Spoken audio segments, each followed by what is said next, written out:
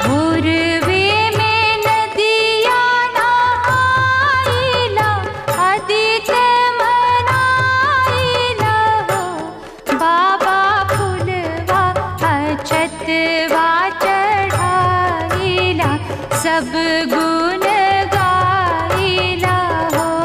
बाबा फुलवा अक्षतवा चढ़ाइला, सब गुण गाइला हो।